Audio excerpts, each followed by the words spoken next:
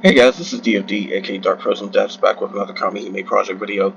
This is a new event, and I spent a few days trying to go through and try to get a good gist of a lot of the different stuff. But this is the Revenge of the Orc event, and this is completely new. They cycled through the different elements on this one, but I don't notice anything where you get penalized for using any elements different than advantage. So I would say use what works best for you on this one, especially since this event is actually pretty easy. So the whole deal with this is that you go through and there's these different types of difficulties. You're generally taking out as many orcs as you can as fast as you can. Now, anybody that's just casually grinding this, if you can get rid of 3 orcs every single turn, then you'll generally clear all the rewards regardless of the difficulty. So there's that. However, difficulty determines how many more orcs show up and how much HP they have. The highest difficulty, to my knowledge, I'm hearing mixed answers from it, but it's between 200,000 and 400,000 HP. And that's very easy to take out because that's about the same HP that Ragnarok enemies have on Advents. So, that said, anybody that's doing a decent amount of damage can easily take him out with normal attacks.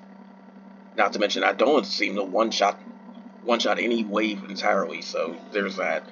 But generally, it's not too hard to do that. Someone's even found a way to get to clear hard without taking a single turn, but it really needs ultra specific characters.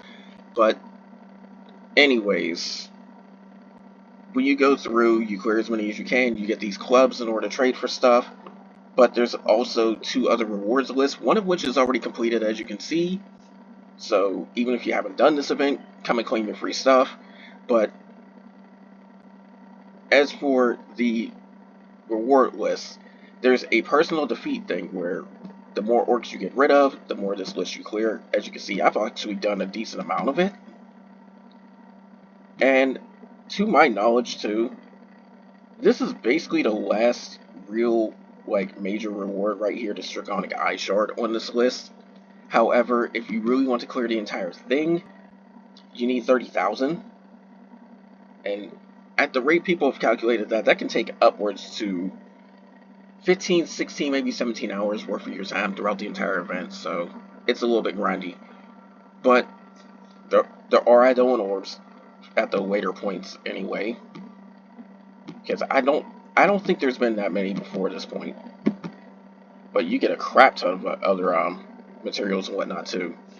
And then total rewards is based on how many times people have defeated orcs on the entire server. We've completely smashed that in like a few days, so there's that.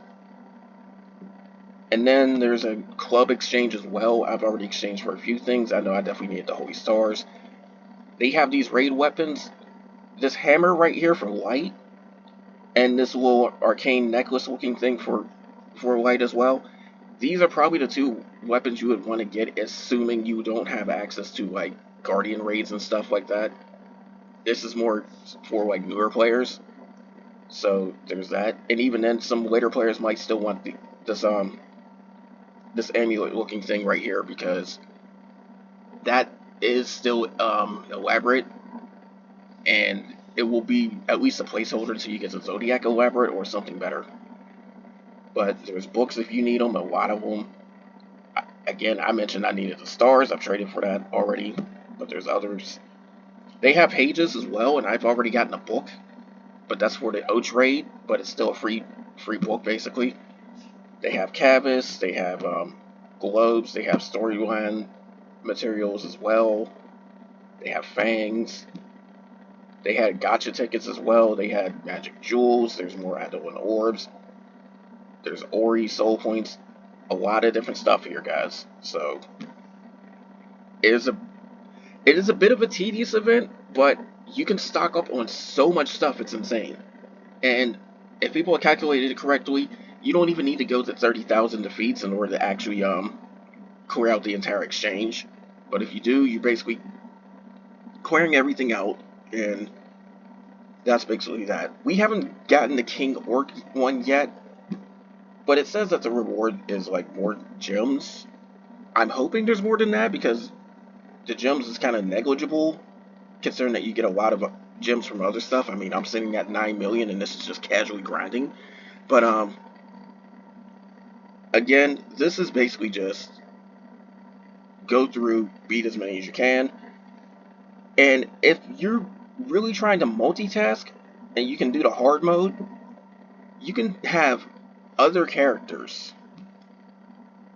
as like side characters. Like for instance, I'm not going to do it on camera, otherwise I'll be sitting here for like another 4 or 5 minutes. But as you can see, I have characters that sitting here like SR characters and whatnot. You can level up your souls, you can level up some side characters. You do get a decent amount of rank points and a decent amount of experience for characters, so that's also a thing. But anyways, again, just go in, get some quick little defeats or whatnot. It's optimal to try and do hard because you get the most per run, because normal is only giving you like 60, I do believe. Yeah. But and if you want to, you can try and do a fastest clear if you want to, because like I said, it's possible to do every single one of them without taking a turn. But it's a case of being able to have enough abilities and add on in the case of the later difficulties.